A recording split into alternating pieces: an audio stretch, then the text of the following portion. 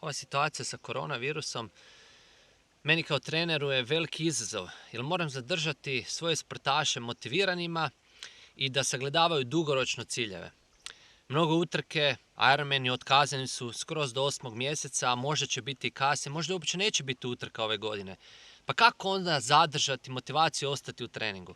Pa evo ja kao trener upućujem ljude da razmišljaju više i da se fokusiraju na trening, a manje na natjecanja. I da je normalna situacija, potičem ljude da se manje natječu i da više razmišljaju i više se fokusiraju na trening. Što nužno ne znači da više i puno treniraju, nego to samo znači da zapravo morate više osvijestiti zašto trenirate, uživati u tom treningu po mogućnosti, iako je to indoor. Drugi parametar s čime se sada susrećemo je da mnogi od nas ne možemo kad god želimo ići na trening ili ne možemo to napraviti na način kako bi to voljeli. Možda onda treniramo manje.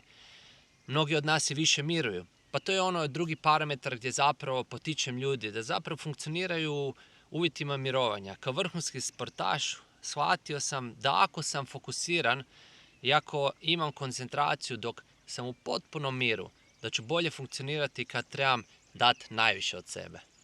I što mislim o ovom virtualnom natjecanju? Po meni, virtualno natjecanje za one slabije, za ljude koji još zapravo nisu osjetili pravu moć suzdržavanja od utrka, pa makar to bilo i na dugi period.